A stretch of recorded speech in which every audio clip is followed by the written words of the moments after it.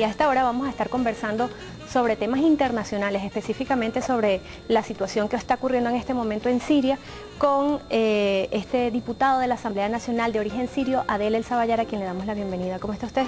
Gracias por la invitación.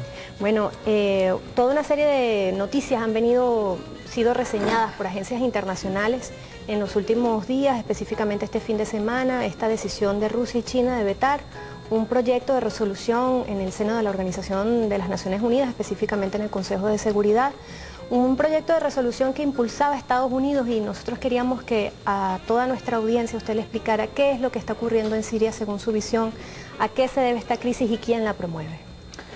Bueno, en primer lugar, la decisión de Rusia y China no fue una decisión caprichosa. Fue basada en la Carta de las Naciones Unidas que fue firmada el 24 de octubre de 1946. Fíjate que en su primer título y artículo 2 y en los numerales 3, 4 y 5 se establece la no injerencia y no intervención en los asuntos internos de las naciones. Desde ese momento, los 50 países que firmaron esa carta establecieron ese mecanismo como fundamental en las relaciones internacionales. De tal manera que la decisión de Rusia y China se basa en eso. Y hemos visto que la decisión, por ejemplo, tomada respecto a Libia fue arbitraria, fue una decisión donde prácticamente convierten a la OTAN como el brazo policial internacional de las Naciones Unidas, sí.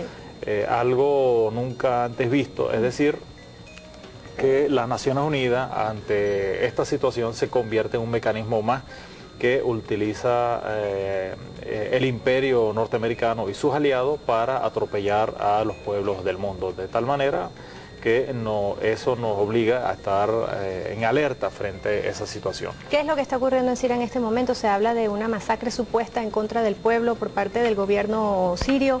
El gobierno sirio responde diciendo que son mercenarios pagados desde afuera para intervenir, no solamente por la Hermandad Musulmana, sino por otras organizaciones que hacen vida fuera de Siria y que no les importa una intervención militar extranjera al estilo Libia. Fíjate, yo envié a mi hijo hace 2 meses para estar en Siria alrededor de 1 año, con la finalidad de que me informara detalladamente lo que ocurre en Siria, y realmente la información que siempre llega es que lo que ocurre en Siria es muy distinto a lo que enfocan los medios internacionales. Es decir, que hay una guerra de cuarta generación que se ha armado a través de todos los medios de comunicaciones occidentales con el claro objetivo de buscar someter a ese país que ha sido clave en las decisiones políticas en los últimos 30 años. Pero no solamente en medios occidentales, porque ya también hemos visto cuál ha sido el papel de Al Jazeera, no solamente en lo que ocurrió en Libia, sino también ahora en Siria. Tendríamos que recordar cuál fue el papel que jugó, por ejemplo, cuando mintieron deliberadamente sobre lo que supuestamente había ocurrido en la Plaza Verde de Libia. Hoy en día sabemos que es mentira, fue mentira aquel supuesto ataque contra un pueblo desarmado. Este fin de semana escuchamos una información y, por ejemplo, puedo reseñarlo, como dice Actualidad RT, un miembro del Consejo Nacional Sirio dice que 50 personas murieron en la ciudad de Homs esta mañana, según lo informa Reuters. ¿Qué hay de cierto de que esto sea así? Bueno, ¿y quiénes promueven esos asesinatos? Claro, en primer lugar, uno de los elementos que utilizó Rusia en precisamente su rechazo a lo que venían proponiendo desde algunos países árabes, es precisamente que se revisara el documento presentado y el informe final que presentó la comisión enviada por la misma Liga Árabe, donde establecía que realmente hay grupos armados que han atacado a civiles y que el gobierno se ha visto obligado a reprimirlos de manera para garantizar la seguridad del país. Ese documento fue rechazado en el Consejo de Seguridad, de tal manera que queda evidente que el propósito que tienen precisamente Estados Unidos, sus aliados, es precisamente el derrocar un gobierno que ha sido fundamental en la lucha de los movimientos de liberación nacional en la región. ¿Quién financia esos grupos paramilitares o parapoliciales que estarían reprimiendo a la población? Bueno, fíjate que lo absurdo de la campaña que sale, por ejemplo, de un país como Qatar o Arabia Saudita, es que ellos reclaman un país democrático cuando ellos, más bien, en Qatar no hay un parlamento como tal. Hay un emir. Exactamente, y el reinado de Arabia Saudita. Sí. De tal manera que es absurdo, pues, llegar a creer que desde esos países podría haber alguna intención de buscar democratizar algún tipo de sistema.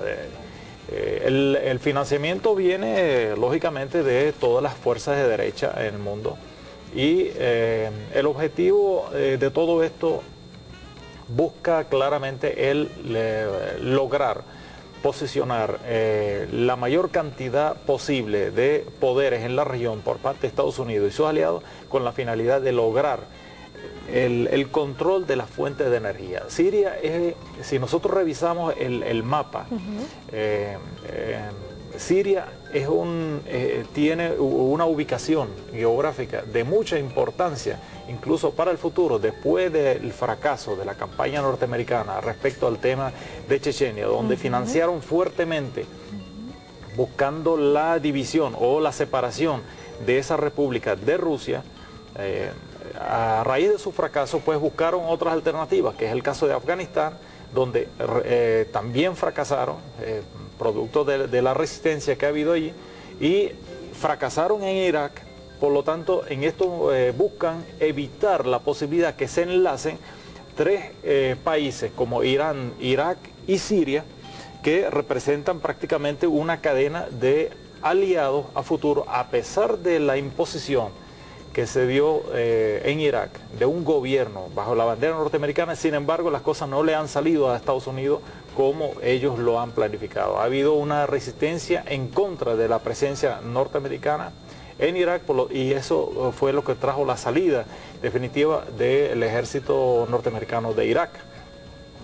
Hoy en día hay clara preocupación por parte de Estados Unidos el terminar con descontrol total en la región, donde prácticamente podría decidirse a futuro es decir, las decisiones políticas, económicas del mundo, por lo que representa tanto el Golfo Pérsico como el Mar Caspio, como de mucha importancia para el mundo. En términos de hidrocarburos, en términos incluso de reservas. Hidrocarburos, desde el Golfo sale casi el 60% de la necesidad europea de petróleo y 80% de la necesidad japonesa en petróleo. Es decir, el ataque que desarrolla Estados Unidos es precisamente no solamente contra los países de la región, sino de manera global, para someter esas economías y buscar retomar la presencia del dólar a nivel internacional. Y se habla de la posibilidad incluso que Europa nuevamente, o mejor dicho, en este caso, sancione a Siria tal como lo hizo antes, hace unos pocos días, con Irán. ¿Usted cree que esto pueda materializarse? ¿Qué efectos podría traer un bloqueo europeo para las exportaciones sirias a esa nación? Bueno, Siria realmente tiene una autosuficiencia en materia alimenticia que más bien desde Siria sale bastantes productos alimenticios hacia Europa, hacia aceite de oliva, hacia el África, no solamente en materia de agricultura tiene un gran desarrollo Siria. Y eso le permite mantener una importante resistencia frente a este bloqueo. Es decir, que incluso hemos visto últimamente el retroceso de parte de Turquía en sus decisiones, precisamente porque les ha afectado. Turquía pensó que esa era una guerra de 2 días o de un mes. De tal manera que la resistencia al pueblo sirio es fundamental, además del apoyo de 2 países fundamentales en el Consejo de Seguridad como China y Rusia, pero además de que se ha mantenido firme la unión de las Fuerzas Armadas, que ha sido fundamental en bloquear cualquier intento de frenar precisamente esa posición digna de Siria y del pueblo sirio en frente de los intereses del imperio en la región. Se dice que una de las causas por las cuales el líder Muammar Gaddafi perdió, digamos, el control de su país es porque al final de su periodo desafortunadamente se desarmó a sus fuerzas armadas. ¿Cómo podemos hacer un paralelismo entre esto y lo que está ocurriendo en Siria? ¿Está desarmada Siria como para enfrentar una agresión imperial? Siria tiene un pueblo bien consciente y bien preparado, y lo que tú dices es de mucha importancia. ¿Por qué? Porque las lecciones que tenemos desde Libia es precisamente son muy importantes, y en especial con lo que adelantan los países del ALBA de crear una fuerza o un sistema de defensa mutuo. De tal manera que después de la caída de la Unión Soviética, Gaddafi pensó que no le quedaba sino congraciarse y aceptar las condiciones que le impone Occidente. Y desde ese momento, desde los años 90, desarmó al pueblo libio, entregó sus armas, desmanteló las fuerzas de defensa, y